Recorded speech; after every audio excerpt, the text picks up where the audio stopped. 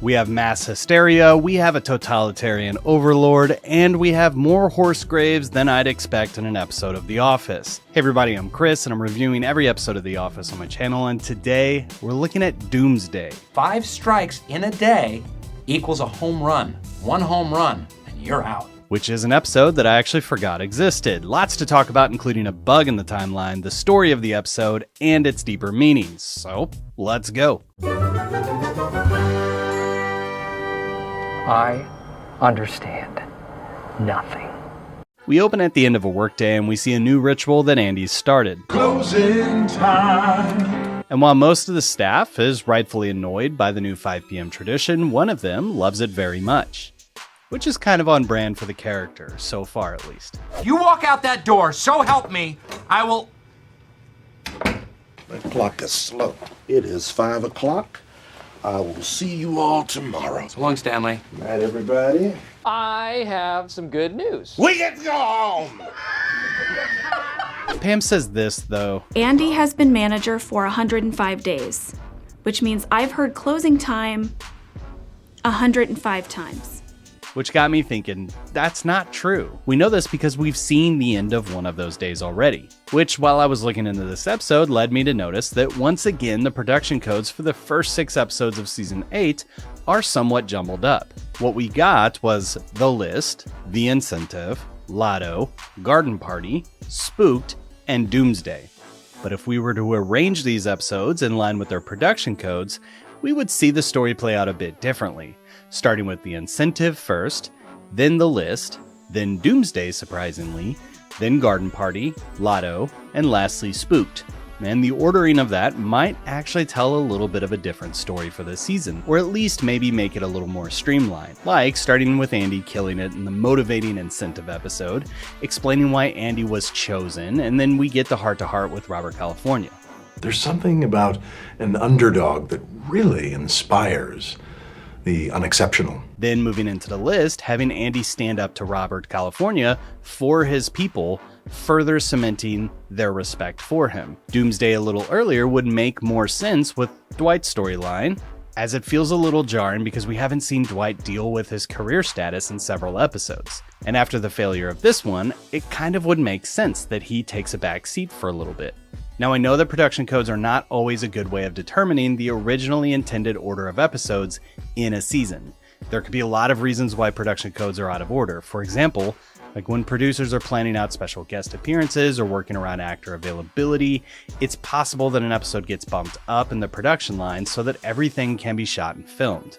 This is maybe all the more true at the beginning of a season when it would make sense for production crews to be working on multiple episodes simultaneously. And to be clear, it would actually make no sense as we have them to have Doomsday appear before Lotto, because Gabe's all about that Val action in Doomsday, but she's not introduced until the warehouse quits in the Lotto. Nevertheless, the out-of-order production codes might shed some light on the continuity error itself, assuming Pam's memory is that good in canon anyway. It could have happened because the filming of this stuff probably happened less linear than we think, and it was probably all over the place, which would absolutely make catching errors like this more difficult. And I don't really care about continuity errors. That's been a staple of these field guides so far, and that's not really going to change. It could just be that Pam forgot or she's being facetious. It's really hard for me to remember because I was just a teensy bit high.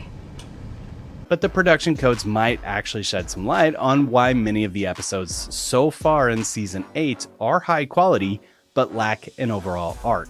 Each has probably been a self-contained edition because they were probably assembling some of the story beats well after they were filmed, picking and choosing which episodes would have which B-plots. This is all just speculation, but it does kind of make sense with something I'm going to talk about later. But it does mean that each episode would need to be more or less a one-off, lacking any big story arcs, so that they could have that flexibility in post-production. As a byproduct though, the season so far has felt like it lacks any weight. In The Incentive, everyone starts being annoyed by Andy, but they grow to respect him. Kind of. Basically, that's the formula so far for every episode in Season 8, with Spooked being the only outlier in that model. Nevertheless, Andy having possibly the best quarter of Dunder Mifflin Scranton's history, a successful string of parties, and now a stable relationship with someone outside the office, She goes to another school.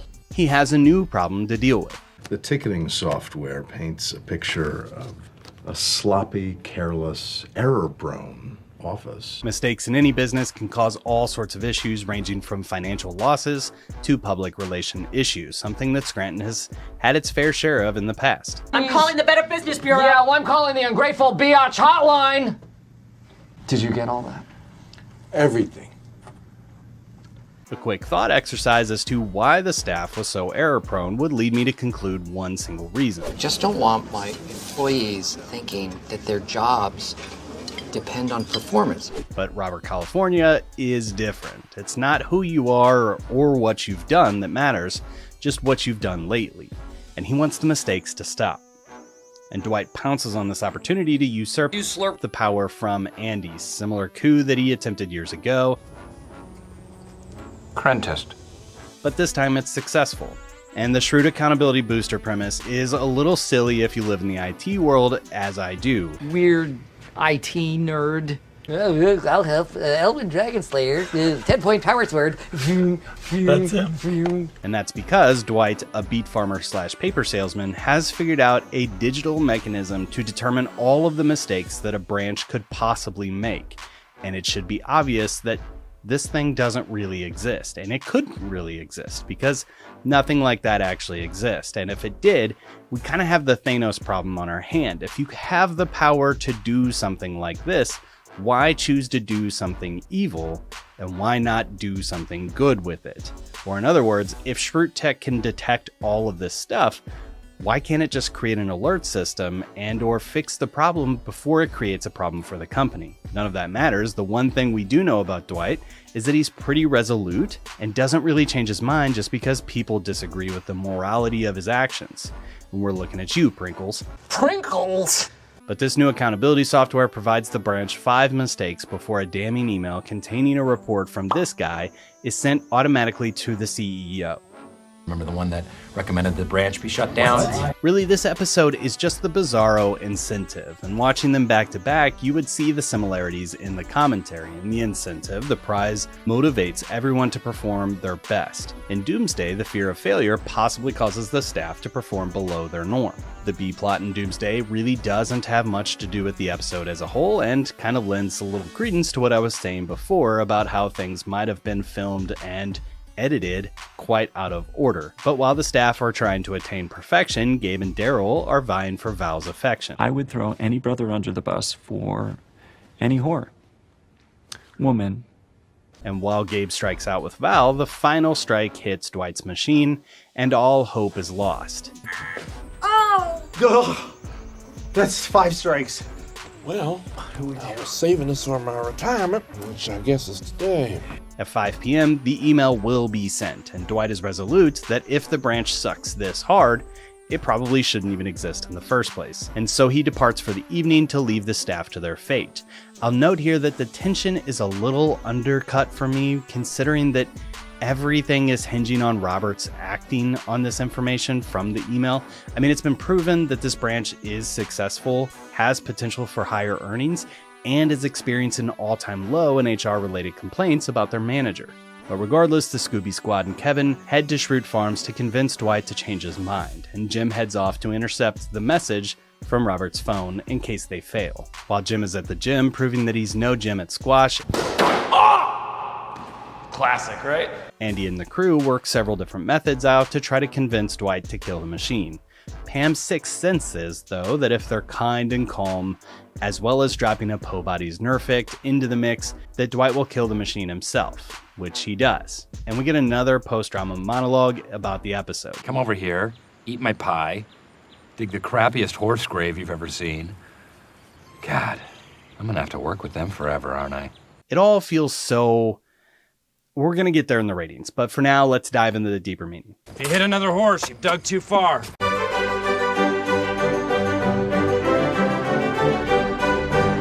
What does a bean mean? Someone please explain it to Kevin. Watching Doomsday makes my brain go down some rabbit holes, so follow along with me. I'm assuming at this point that's why people are watching this show, so let's go. First, and maybe the most obvious, is the Doomsday clock that was introduced back in, the 50s? If you don't know, this was and is a symbolic representation of how close humanity is to global catastrophe, i.e. nuclear war.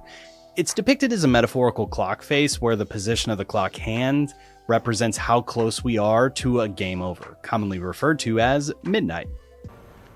Clean up on aisle 5.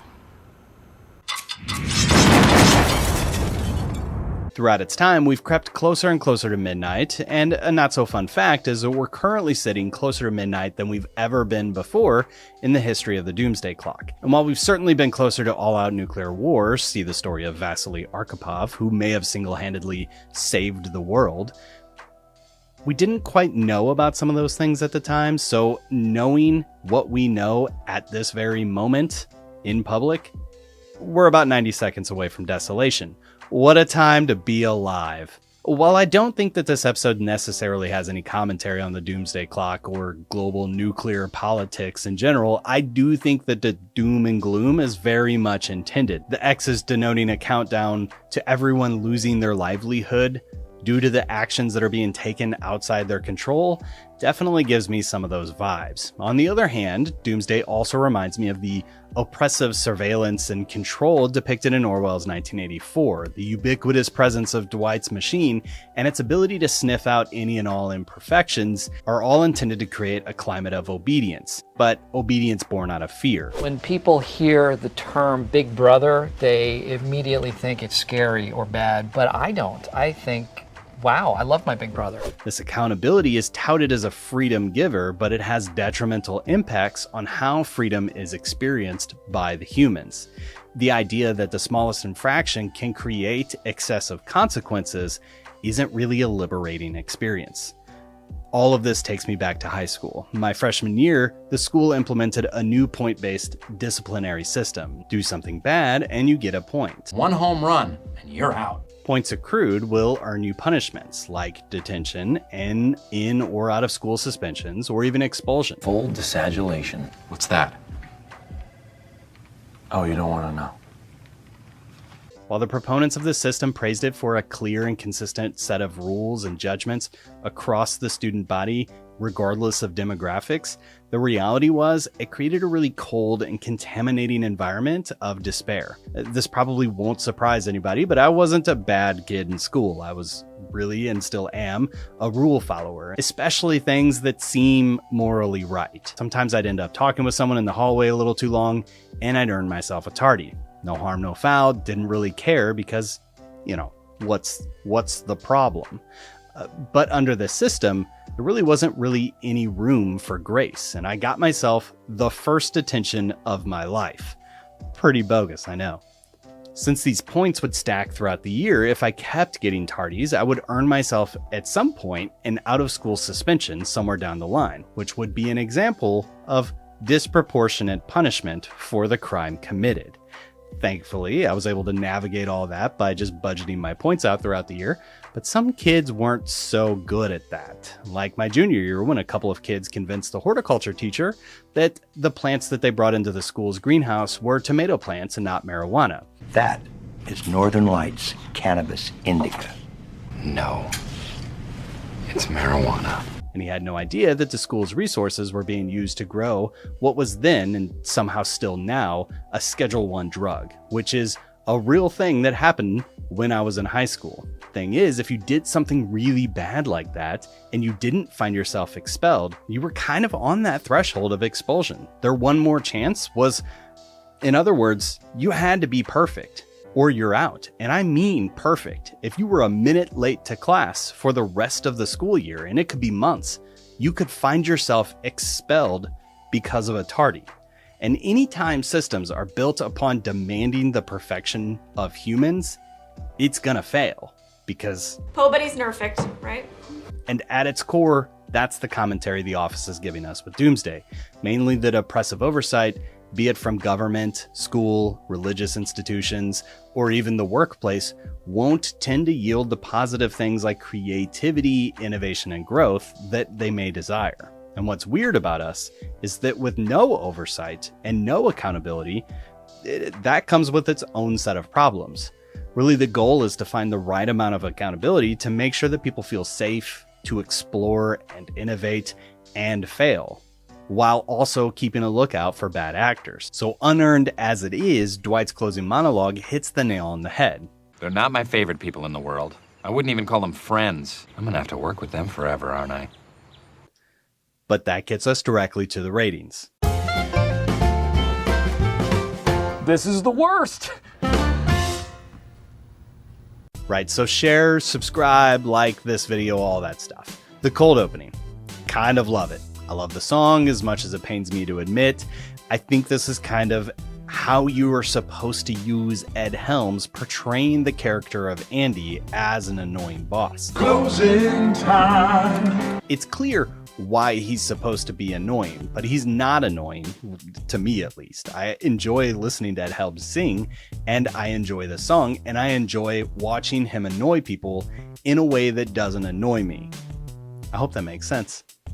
Made sense to me. I'm giving this one a 3 out of 5, because let's be honest, it's good, it's not great. As for the Doomsday episode itself, there's just so many problems with this episode. One, it's kind of a retread of the same thing we've seen a few times in the series. Motivations, fears, it's all been done before, and better, I think. I do love how they build tension in the Doomsday episode. The entire second act seems to be dedicated to building that fear and dread towards the final seconds of the episode, but undercutting it with Dwight's seemingly random decision to kill the machine. Dwight, stop the device. Seems irresponsible and out of character. Out of character because of what I just said. The one thing we do know about Dwight is that he's pretty resolute and doesn't really change his mind just because people disagree with the morality of his actions. And we're looking at you, Prinkles. But also irresponsible because watching this episode on future rewatches, which may not have been exactly in the mind of the creators at this point, but either way, watching it on future rewatches means that once you get to this episode and you know the outcome is underwhelming, well, the ends don't justify the means. And shove it up your butt. Take an episode where they did almost the exact same thing in Branch Closing. This episode builds the tension throughout. Michael and Dwight's quest to fix this is foolish and it accomplishes next to nothing, and the plot resolves itself outside the agency of any of our characters. But that's the joke. These guys did nothing. They celebrate like they accomplished something. We did it! No! And as they sober from their cheers, Oh, man! How did we do it? I don't have no idea. I don't understand. is perfection, really. It makes the rewatch worth it because this moment is so well written and so well executed. I think in Doomsday they were going for something similar, like maybe Dwight's unexpected, heartwarming turn would captivate the audience. I love captivating things. But I think it really just bewildered, and I genuinely don't think this B-plot was written for this episode. It literally has nothing to do with anything. I do enjoy Zach being Zach, though. Who are you seeing? That's great. Whom I'm seeing is Val. Doomsday is really just much ado about nothing. And, all up, I'm gonna give this one a 2 out of 5. What does this mean? What does it mean? Andy. Oh! And just remember, that's on the Office scale, not of everything that's ever been put to film. Please don't send me any hate mail, but do leave comments. I do want to know what you have to say about Doomsday. Bah! Let me hear your thoughts in the comments, and join us next time when we watch Pam's Replacement. Kevin and the Zits. That was never agreed upon. Thanks for watching, and we'll see you next time.